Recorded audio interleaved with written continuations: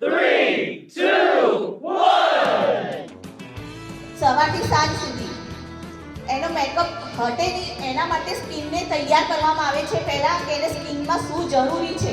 Skin analysis કરવી પડે છે કે એના સ્કિનમાં શું પ્રોબ્લેમ છે, આ સ્કિનમાં શું એને શું મોઇશ્ચરાઇઝરની કેટલી જરૂર છે, કેટલી એની કેપેસિટી છે વસ્તુની, કે શું લગાવવાથી એ બધું એને સ્કિન પ્રિપેરેશન થાય છે હાલ એની કે એનો મેકઅપ હટે નહીં.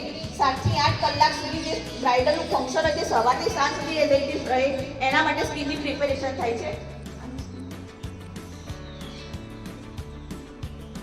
ડ્રાય સ્કિન, નોર્મલ સ્કિન અને ઓઇલી સ્કિન, આ એનું બેઝિક નોલેજ છે. બેઝિક નોલેજ હશે તો જ તમે મેકઅપ કરી શકશો, બાકી નહીં કરી શકો. બરાબર? એટલે આમની સ્કિન ડ્રાય છે એટલે એમને અત્યારે શિયાળાનો સમય ચાલે છે એટલે એમની ડ્રાય સ્કિન છે એટલે એમને અત્યારે મોઇશ્ચરાઇઝર લગાવ્યું. પહેલાં ફેસને એકદમ ક્લીન કરવાનો કે જેટલું બહારથી ફરીને આવી છે એની ડસ્ટ બધી નીકળી જાય. એના માટે એને ફેસ પહેલાં ક્લીન કરવાનો, એને વાઇપ્સથી પહેલાં ક્લીન કરવાનો, પછી એની ઉપર એમને મોઇશ્ચરાઇઝર લગાવ્યું છે હાલ કે એમને મેકઅપ એની ડ્રાય સ્કિન થઈ ગઈ છે તે શિયાળાના કારણે. એમાં બી ઉનાળાની સ્કિન માટે મોઇશ્ચરાઇઝર અલગ આવે છે, શિયાળાનું મોઇશ્ચરાઇઝર અલગ આવે છે. ઉનાળામાં પાણીની કમી હોય છે ફેસને, એના માટે વોટર બેઝ જેલ મોઇશ્ચરાઇઝર અલગ આવે છે. હરેક સિઝન પ્રમાણે મેકઅપ અલગ થાય છે. એચડીનું ફૂલ ફોર્મ હાઈ ડેફિનેશન. આ અત્યારે ફેસ ઉપર કરેક્ટર થાય છે કે જે એને બ્રાઉન પિગમેન્ટ જ્યાં જ્યાં હશે, તમે જોજો કોઈ બધાની સ્કિનમાં અલગ અલગ પ્રોબ્લેમ હોય છે. કોઈને આઈસની નીચે ડાર્ક સર્કલ હોય છે, કોઈને પિમ્પલ્સ હોય છે, કોઈને અહીંયા ડાર્ક સ્પોટ્સ હોય છે. એ બધાને હાઇડ કરવાનું કામ કરેક્ટર કરે છે. એટલે એમના ફેસ ઉપર જેટલા બી પિગમેન્ટ ડાર્ક જેટલું બી હશે હાલ એને કરેક્ટ કરવામાં આવે છે. એને ફેસ ક્લીન કરવામાં આવે છે, પછી એની પર ટોનર કરવામાં આવે છે અને પછી એને મોઇશ્ચરાઇઝર, પછી મેકઅપ સ્ટાર્ટ થાય છે. આટલી પ્રોસેસ કમ્પલસરી જરૂરી છે. આને બ્યુટી બ્લેન્ડરનો મિનિંગ છે જે ફાઉન્ડેશન જે લગાવ્યું છે ને એને એકદમ સ્મૂથ એપ્લિકેશન માટે એને ડેપ કરીને એપ્લિકેશન કરવામાં આવે છે. એચડી મેકઅપ એવી રીતે 3D મેકઅપ આવે છે.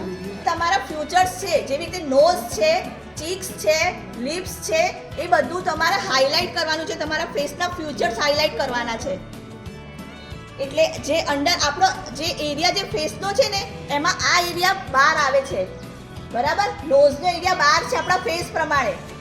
બરાબર? નોઝનો એરિયા, પછી આ એરિયા આપણા ફેસમાં, આઈસ અંદર છે. આ આપણા એટલે આ છે ટાટનું કન્સીલર.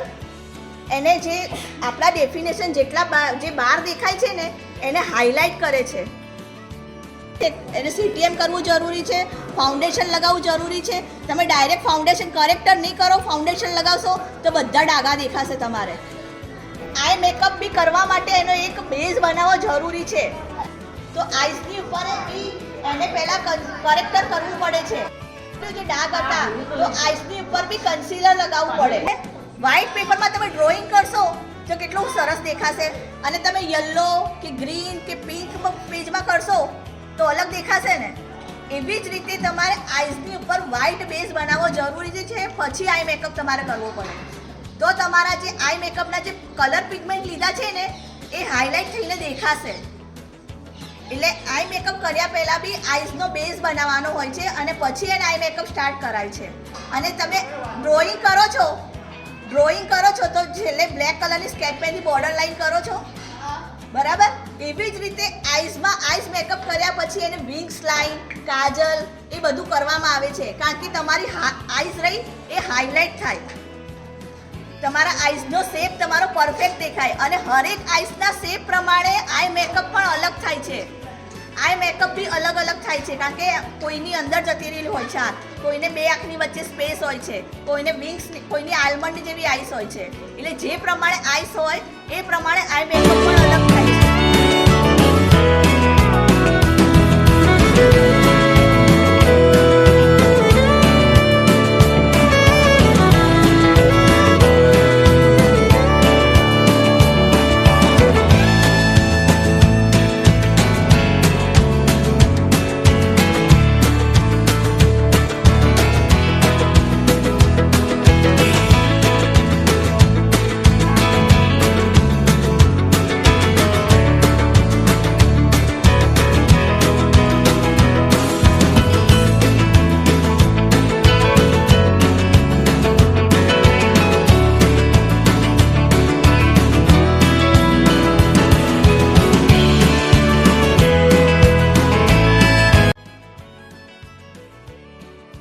આઈબ્રો ડિફાઇનર કહેવાય છે. એ પ્રમાણે આઈબ્રોના શેપ હોય છે અને ફિલ કરવામાં આવે છે. કોઈને આછી આઈબ્રો હોય છે તો એને એ પ્રમાણે લગાવવામાં આવે છે.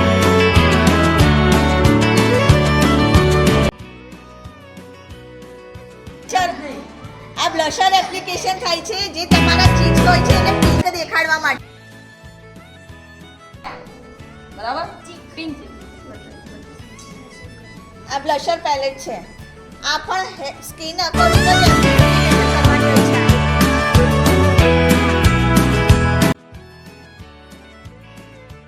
3D મેકઅપનો એને 3D કહેવાય છે. જે આપણે જે એરિયા કટ કરવાનો છે એને ડાર્ક શેડો લઈને આટલા ભાગ કટ કરવાનો, નાનો બતાવવાનો છે એનો. પછી નોઝ એરિયા, કોઈનું નોઝ મોટું હોય છે, કોઈનું નાનું હોય છે, તેને શાર્પ દેખાડવા માટે એને કોન્ટોર કરવામાં આવે છે. ડાર્ક શેડો લેવામાં આવે છે કોન્ટોર કરવા માટે, કે જેના ફેસનો એરિયા જેને નોઝને શાર્પ દેખાડવા માટે નોઝ ઉપર લગાવવામાં આવે છે. પછી ચીકને શાર્પ દેખાડવા માટે ચીક ઉપર લગાવવામાં આવે છે.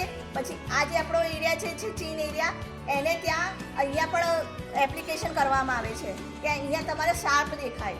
એ પ્રમાણે જેને લોંગ ફેસ હોય એને ગોળ દેખાડવામાં આવે છે, જેને ગોળ હોય છે એને લોંગ દેખાડવા માટે. બધાના શેપ, ફેસના શેપ બધાના અલગ અલગ છે. એ પ્રમાણે ફેસના શેપ